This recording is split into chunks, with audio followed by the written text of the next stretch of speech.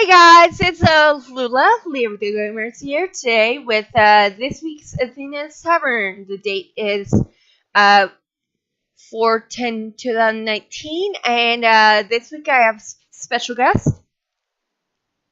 Hi, I'm Cobweb. Alright, Cobweb, thank you very much for joining us this week. And of course, with this week being Arena, of course, as we always do, we're gonna first go through the general trailer because, of course, the general discussion was like an hour. We don't want to do that.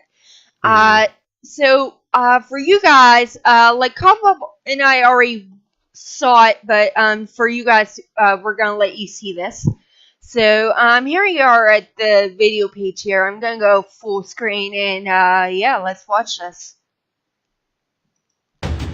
Welcome to the arena! An all-new competitive mode that lets you dive headfirst into the explosive action of Sea of Thieves, as you and your crew battle against 4 other teams of players, in pursuit of a glorious victory. In this frantic new mode, the Sea Dogs have created an arena in which you have to earn as much silver as you can, as you fight your way towards the top spot. And in the arena, you'll have to play smart to best your rivals. At the beginning of each contest, every crew is given the same set of maps that will lead them to the location of buried treasure. But finding the treasure first is only half the battle. You'll have to get it back to the Sea Dog's ship before you can reap the rewards. So while you can slaughter your way to victory, some tactical treasure hunting could prove very profitable. As you fend off attacks from other players, you'd be wise to keep a close eye on your ship too. Grab some planks and get ready to repair, as ships can now receive damage to their wheel, capstan, and masts.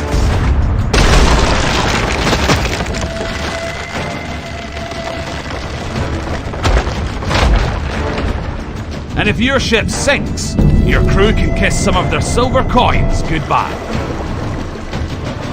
Battle hard and overcome your rivals, and you'll grow your reputation with the Sea Dogs. And as you sharpen your skills in the arena, you'll unlock a whole host of new cosmetics, including weapons, items, clothing, and a new ship livery. So if you're ready to show the world your best, then join us in the arena, part of the Sea of Thieves anniversary update, launching April 30th. Cheers! Thank you very much for watching. Remember, if you liked what you saw, and there's a it. wealth of content already. Let me pause that. So, that was the main arena trailer, but of course, there's gameplay I want to go over. There's 6 minutes each for, of course, the new stuff coming in, adventure and stuff, which we're gonna look for in a second. But, yeah, let's talk arena for a second. I mean, sure, I'm, again, as we talked before recording here, Cobweb, that, of course, with me being an insider, I have to be careful with what I say, but, your general thoughts first, since, you're not an insider, so, let's, talk about that first, like, your opinions. Yeah, I think it's I mean, as you mentioned, I am a member of the Insider program, but owing to being busy in my personal life, I haven't had a chance yet to download the build and try it. So my perspective is still one of someone who doesn't kind of have the scoop of the kind of secrets there. And because that's my perspective, what came to mind in watching the trailer is, hey, people, this is not Sea of Thieves Battle Royale, which is a misconception that you kind of hear repeated a lot. Not so much in the community, but people who kind of know about the game or have watched Summit stream 1G stream and are curious about it. That's kind of the first thing that came to mind is, okay, now we know that this is not a Battle Royale, which is nice because people are kind of turned off by that. We can put that mostly, I think, and hopefully that want to get into the game. Right. So, yeah, going off what you said there, like, yeah, it's a little bit of a battle royale, like people might pertain it to as, but It's not how it is in its true form. It's just another huge extension to the game. It's PvP on demand, as they keep saying. Yeah, I would. Yeah, that sounds a little more faithful to what you see than battle. Because when I think of battle royale, I think in the strictest sense, it's you spend a certain amount of time looting. You and your team prepare, and then you have to sort of survive until the end of a round when the play area closes in on you. I mean, those are the kind of core mechanics in a battle royale that just aren't here. I mean, it's more akin to I mean, I don't even know what's a I couldn't even name really a closer analogy of like as multiplayer shooters go, because it is a first person shooter. Sea of Thieves, just with really big ocean and some ships, but Right. yeah. So just going off of what we heard in the Q&A, I saw it, of course. Cobweb didn't watch the full thing. But going off of what they kept talking about in the Q&A, I'm assuming where I can kind of talk a little bit, but of course with me actually getting into the bill, that's where the NDA really ramps up, and I have to be careful what I say. So, going off of what I know, in a word, I can say it's intense. You can still do what they said in the Q&A. You can still do fishing, where you can, of course, cook and do all that stuff. And, of course, as they said in the trailer, if you lose your ship, you pretty much lose a bunch of silver in there. But as far as points go, I can say it's more towards getting the chest. And they are supposed to kind of tweak that a little bit, as far as I know. Uh, outside of NDA perspective. Um, You said you think they're going to tweak what exactly? The point system. I think or at least I think they should. Because that's looking right now, again, I'm trying to be careful what I say here. It's not really all that balanced. So they need to really go in there and tweak a little bit. Yeah, judging purely by the game mode as presented in the trailer, I mean, I have some questions about the design. Namely, like, will there be an incentive for players to camp around the Sea Dog's ship, which in the trailer you can see sort of permanently anchored in the water here. And like, will there be an incentive just to kind of like camp the turn-in point, and try to kill players who like actually go out and dig chests up and bring them back, and just kill them, pick the chest up, and turn it in. Right? That might be pretty frustrating. Right. I won't say exactly because of NDA, but there is incentive to actually do that. There's actually incentive to camp and stuff like that. And as I said in the Q&A, as they said during the discussion or whatever, they said they did try Devil's Roar during, internal testing, not releasing to us or whatsoever, as they pretty much hinted in between the lines here. They tried that, but of course it wasn't happening, so they just straight up forgot about it. Yeah, that would be pretty hectic. I mean, if the volcanoes worked in this mode as they do in the typical game, yeah, that would be pretty stressful. It might just verge on not fun, trying to deal with volcanic rocks hitting your ship, but then also players. Yeah. Okay. So, yeah, that pretty much does that. Because they more, and that's breaching the NDA, so. Sure. Yeah, I mean, there's a lot to chew on and discuss, even only in the trailer. I'm curious how repairing your mast will go about. Do they talk about that in Um, the? yeah, they did talk about it a little bit, but of Is course, that also I saw it inside the build, so yeah, that's sure? kind of My under NDA. not to put you on the spot, but and you don't have to even comment yes or no on this. But my guess is the wood planks stored in your barrels. Maybe it draws out of that, Again, or I you can't can. exactly comment, Yeah, but yes, they are it's repairable. right. Okay, so I can kind of foresee how that plays out, and that's interesting. That's a feature I always wanted, just to add some depth and some Right, complexity. and how that worked, how I saw it, of course, out of NDA perspective, it's kind of not pretty at all. Like, Not pretty. not pretty at all. Again, I can't say, but if you get the wheel, like you saw in the trailer, Uh how huh. the anchor and wheel got damaged. Let's just say if that happens, you're pretty much screwed. Really, you're. It's going to be pretty difficult to recover from that. Oh yeah. Okay. Yeah, Well then, yeah. I mean, If any of that happens, then yeah, you're uh, pretty much done for. Uh, well, okay. the anchor especially. I mean, out of realistic perspective, your anchor should not go down if it gets damaged like that. In my Right. perspective.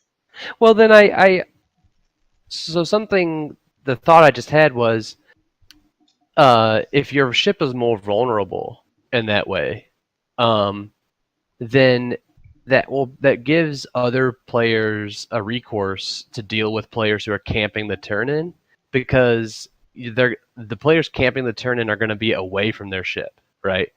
So if you know a team is camping the turn in, that they're sitting on the Sea Dog's ship camping, you can find the ship they spawned from, realize that the people on board are down a man or two because the campers are away. Then you can get that ship down using your full team.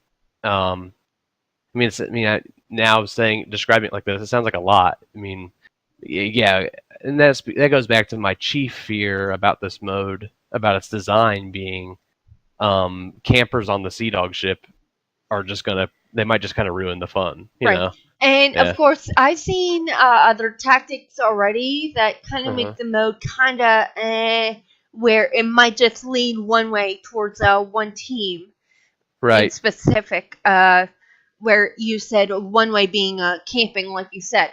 Right. Uh, Another way, again, not really going into specific because nobody talked about it outside yet. Uh, there were other ways I saw in there that how things played out, but of course you have to pretty much have a very high skill team on your hands. Otherwise, Yeah. yeah, Yeah, because I pretty much the chances of me winning in there were like slim to none, being the skill level I am. would you characterize yourself as good or bad at PvP? Like where on that scale? I'd say pretty much almost average. Average? Yes. And I can probably say due to my disability, in RL again, I don't mean get into that, but yeah, if you're one with disability where you can't react quick enough, then Hmm. that's something there that you might just want to avoid the arena altogether. Yeah, this is going to be a dedicated PvP mode, and like any PvP game, I think you risk like some frustration and not having fun by running into players who squad up and just are really good. But um, even in the base game now, the I don't know about you, but it's pretty infrequent that I encounter four people on a galleon who are just like hard PvPing and are all like really good and just like ruining the fun. I mean that seldom happens for me, and I play a few hours a week, so Mhm. yeah. And they didn't even talk about that at all, I don't think, during Q&A, so of course I'm not going to say anything about it. Hmm. But, let's see, how can I say? They, they kind of moved around how the scripting works for the game if you die or whatsoever. Again, not going into specifics, but let's just say, in my perspective, that you can actually communicate with your team, yes, but they actually make it longer than how you would actually on the ferry boat. And if they're going to remove the ferry boat, again, not going to say exactly what it is, but if they're going to implant that one thing, or actually make that combination of one of two things, if they're going to do that, then they may as well just either decrease that or put the ferry back into the picture.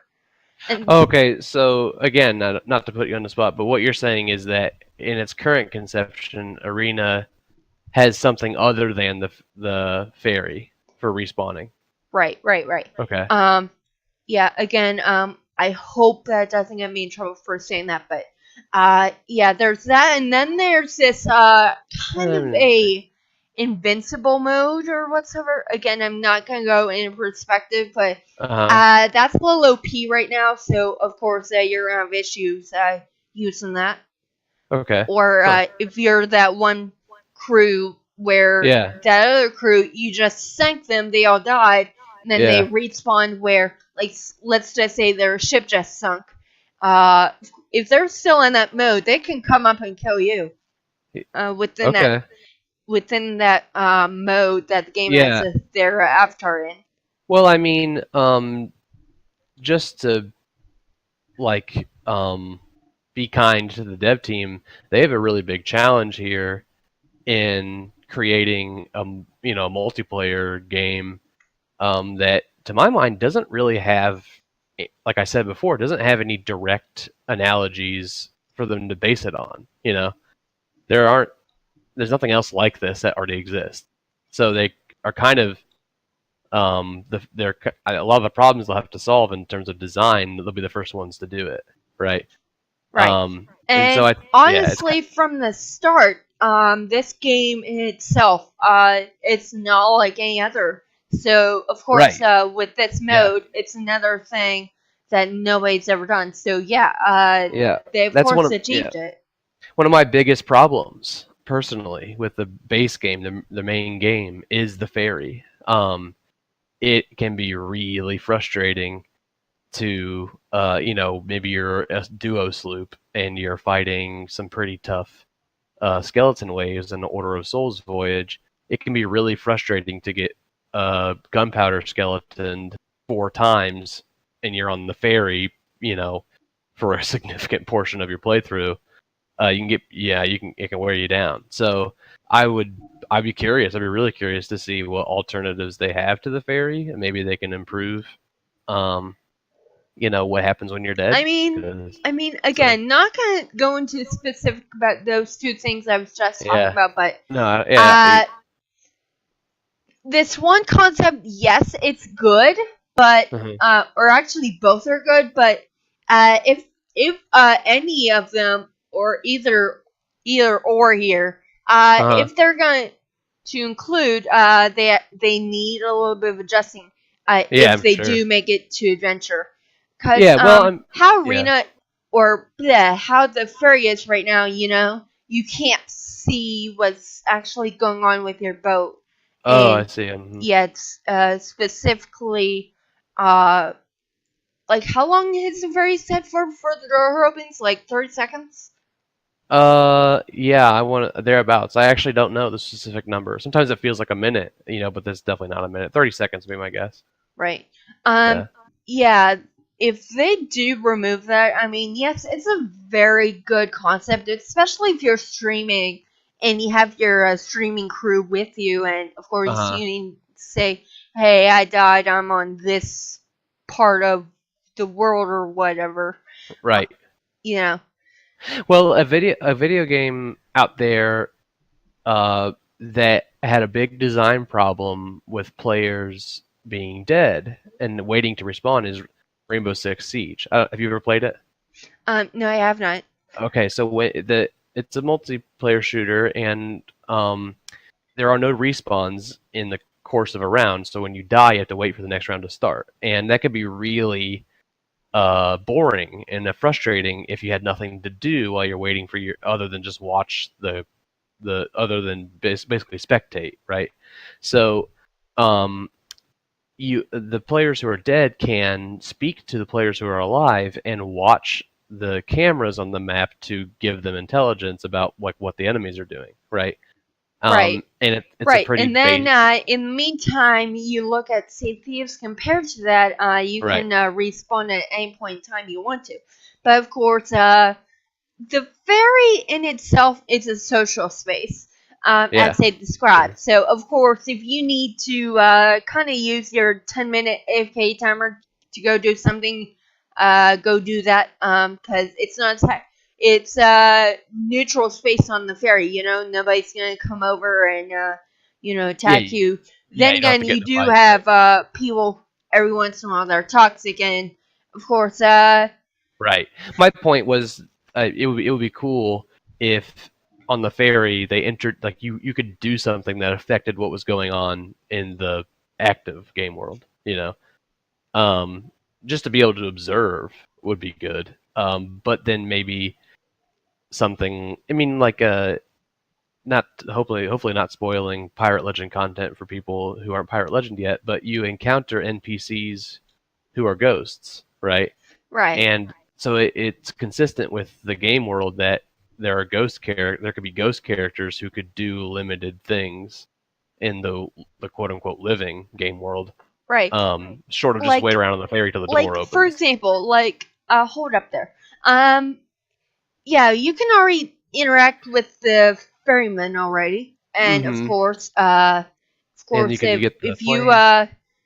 of course if for anyone watching Siren's Call, yes, we do have a character like that coming, just a little teaser for you. Wink wink hint hint. But anyway, yeah, there's already some interaction on the ferry with NPCs. Yeah, So yeah, I can definitely see that.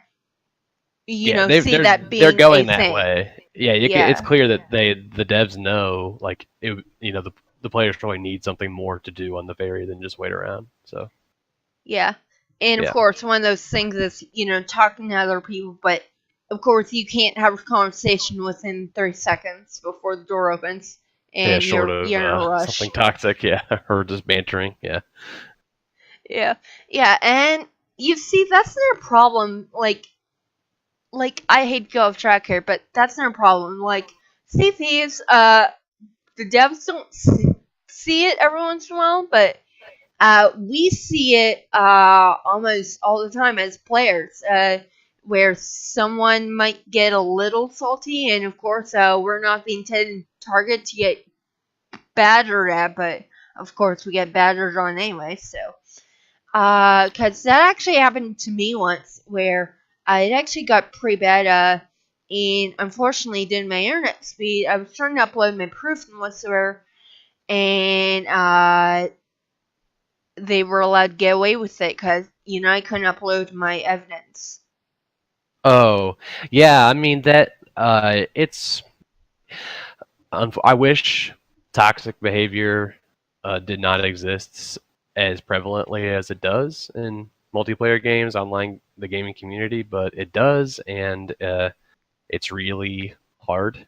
I think for dev Yeah, teams to and police I it think as much as it ought to one be, of but those rare occurrences where it got really to the point where where someone has to get banned or whatever. Like, yeah, the situation I had was bannable, but of course, as I said before, I couldn't really submit my provide the ticket evidence. in Yeah, because of my internet, which I think is a problem.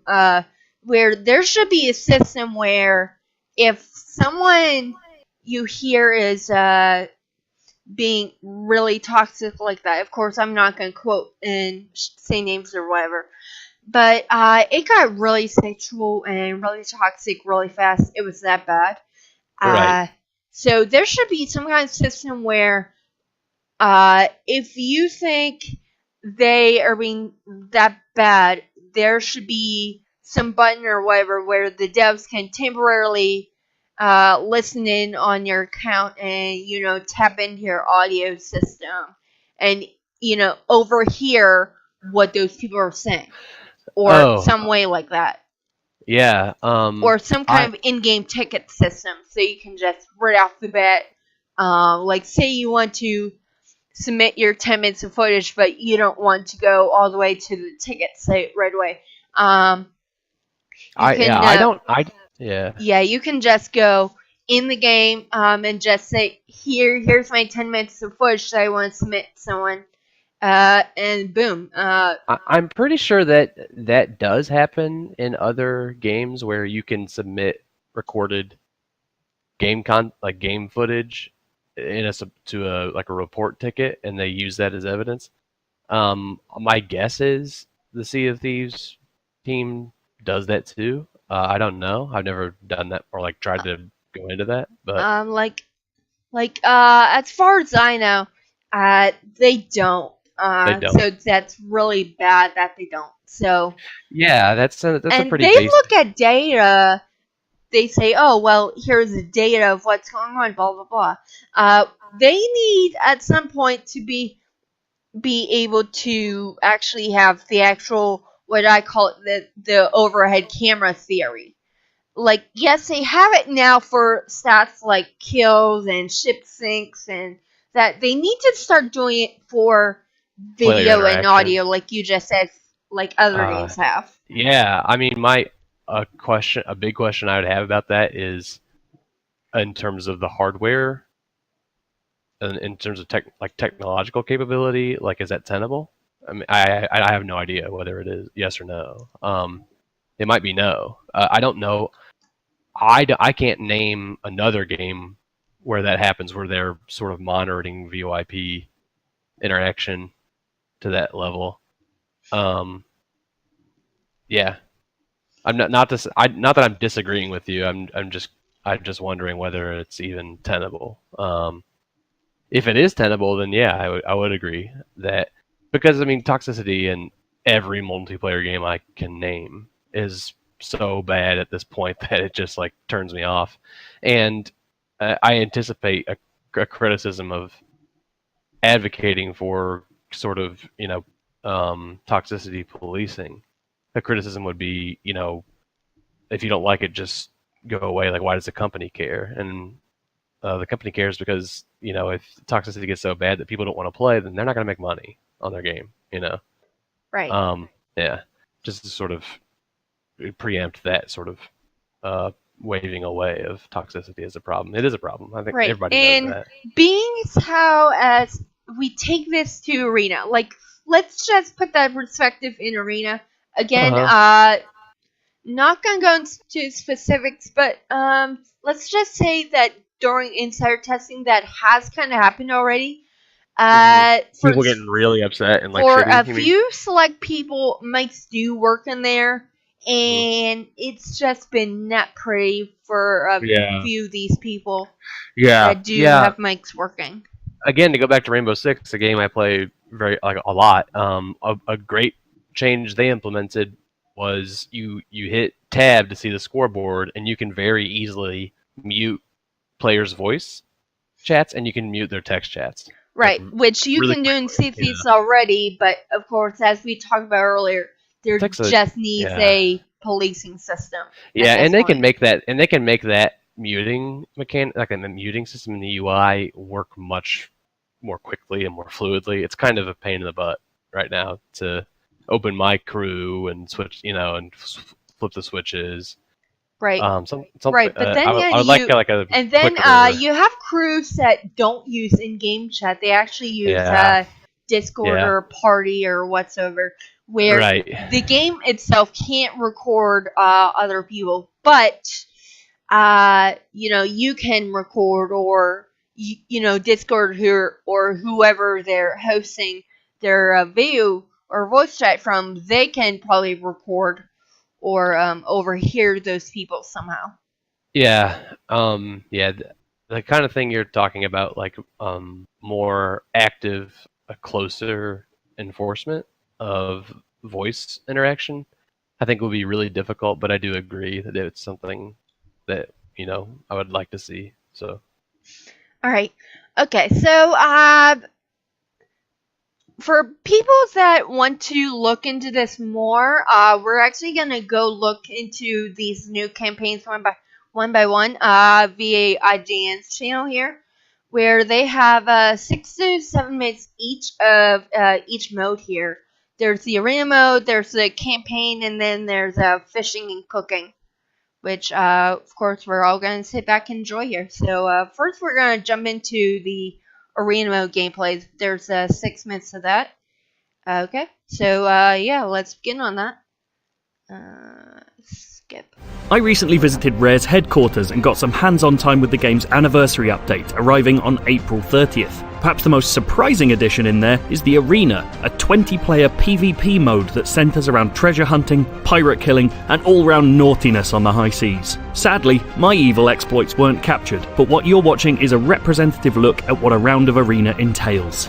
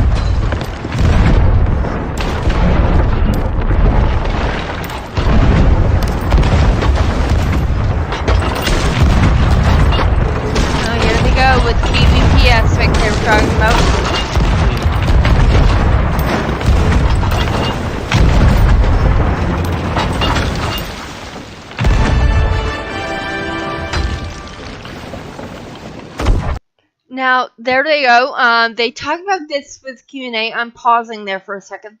They said there is a timer, like they said before, and as you see here, if you look up in your right hand upper hand corner, or upper right, I should say, on the screen here, there is the timer here, and it says 6 minutes, and then you look to your upper left, there's your chat, and there's DeMarco announcing, 6 minutes remaining, get the heck moving. Or at least in my case, that's basically what it says. Because when it gets down to 1 minute, as we're going to see here, or they might show in the video here, the music is going to amp up. So I'm actually going to skip forward a little bit. So let's see.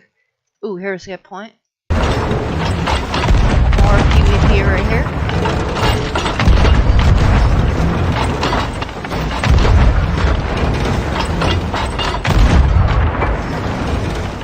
Oh, they have all their masks down. Almost all of them. Oh, ooh, two minutes. Okay, so yes, you guys are going to see it. 2 minutes remaining on the clock here, as it says for their match.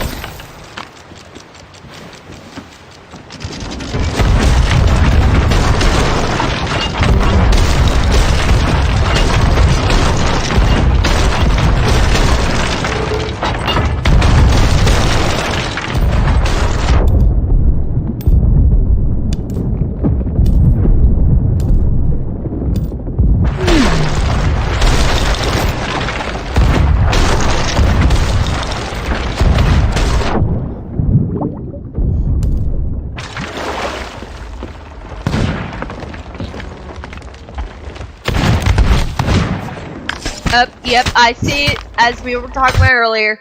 Yeah, there was one person spawning the camp.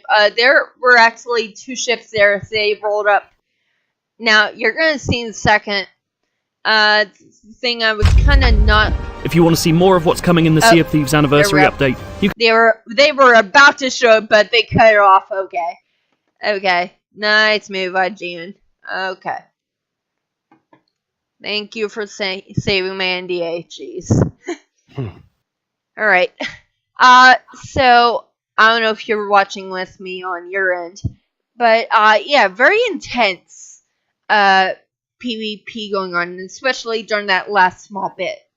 Okay, so now we're going to jump into the campaign gameplay, and basically what this is, it's, Tall Tales, how that's going to go. Which is around 6 minutes of that. In an era of online retail where everything is just a few clicks away, buying a car should be no different. That's why I recently visited Rare's headquarters and got some hands-on time with the game's anniversary update, arriving on April 30th. And arguably the headline edition is Tall Tales, which amounts to a new story mode. What you're watching isn't my own capture, but it's a good look at the first episode in the first Tall Tales campaign, Shores of Gold. Enjoy. One moment. You do well to heed my warning, for this is no ordinary voyage you're contemplating. Few pirates have even heard of the Shores of Gold, let alone seen them with their own eyes.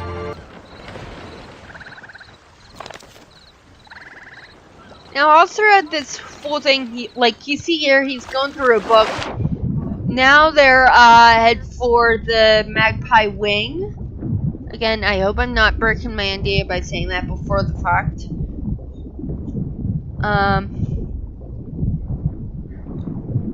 Nope, not there, pal. Wrong end.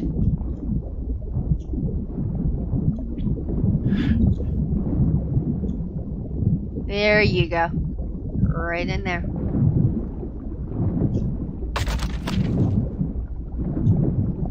Now, as you see here, he just picked up more pages to it. And that's basically every chapter of these pages that you pick up.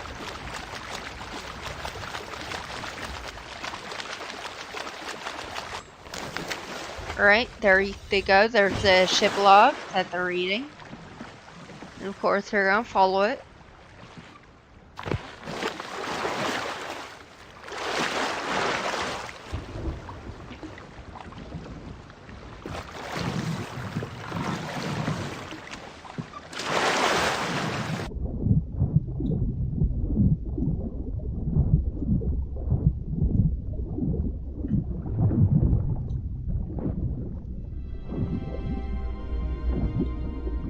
Alright, now as you see here, what looks like it says ancient chests they found here at the bottom of the seafloor. It's pretty far deep down, so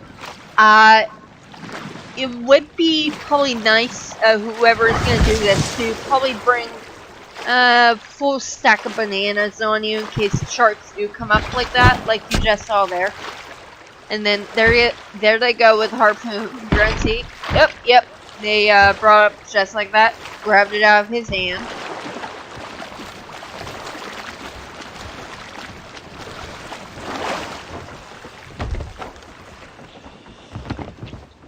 Alright.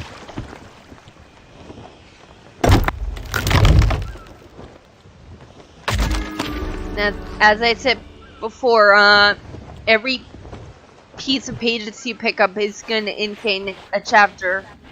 And the totem here, let's see what they're doing with the totem.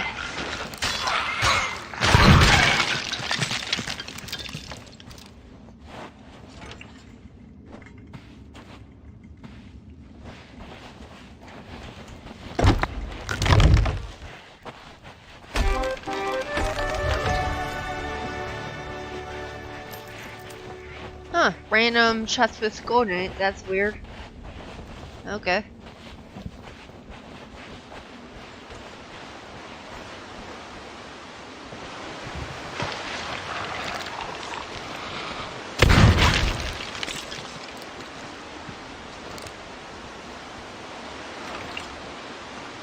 Alright, there they go with the trap door in there. Alright. Oh, they seem to be doing a puzzle. Okay. Oh, and Lawrence in there.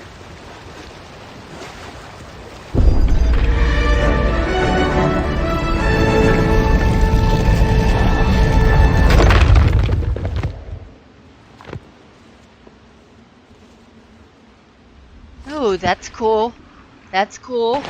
Shows the location of a thing. Oh, what's that? Vault medallion, okay.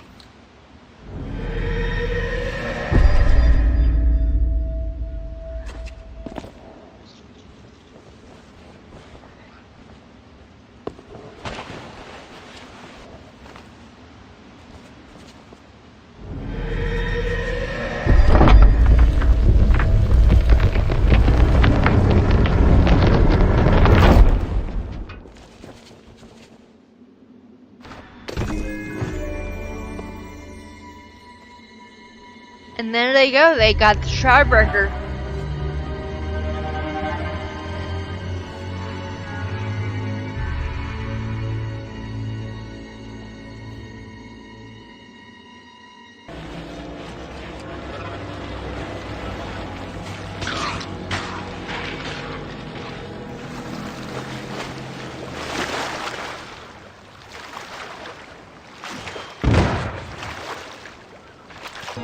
Without them, you won't last 5 minutes in that fog. Now let me think. I did hear tell that Captain Briggsy made it to the shores of gold. If that's true, she might know the whereabouts of these missing stones. Not that she'd ever say. If you want to see more of what's coming in this... Now, that's the end of that one. Of course, try and be careful what I say, because that's really much into the NDA. But, yeah, that's a lot. So, apparently, what it is, they have the Shroudbreaker that they picked up there.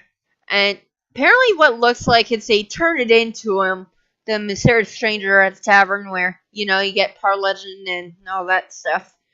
I don't know if you saw the video on your end, but yeah. I did watch some of it, yeah. Okay. So, yeah, my thoughts on it, very, very interesting that they're doing that. And they actually said in this news article that I was reading that it's going to be a whole new line of this. So, I honestly don't know if they're going to add more. But I do know that right now in this update, there's going to be a lot more than that just one chapter. Yeah, that was my impression too, from what I've seen. I mean, I kind of had some concerns and questions about Arena, but as the tall tales go and the cooking and the fishing, all that seems kind of just what I wanted. You know, I don't really have. I'm sure in the course of playing with them, I'll identify things like, maybe straighten that out or sort out this kink. But at this stage, it's all just kind of like great, you know. One of the big criticisms of the game has been sort of a shallowness of content, and they're editing content, and it's free, and so I can't really wring my hands too much at this stage about any of it. Mm. Okay, now I would go into fishing and cooking, but that's pretty much common sense and stuff. Because I've seen the video and it's like, do I really want to show this off? Oh, yeah, yeah. all that is, it's just him fishing and like Oh, that's pretty much self-explanatory, guys. Because all you're doing is just like you're gonna have that in your hand all the time. Your fishing rod and you can do that anytime, anywhere on the maps or any mode or whatsoever. So, of course, there are going to be guides and whatsoever. Like, as we announced before, we are going to announce guides for all these things.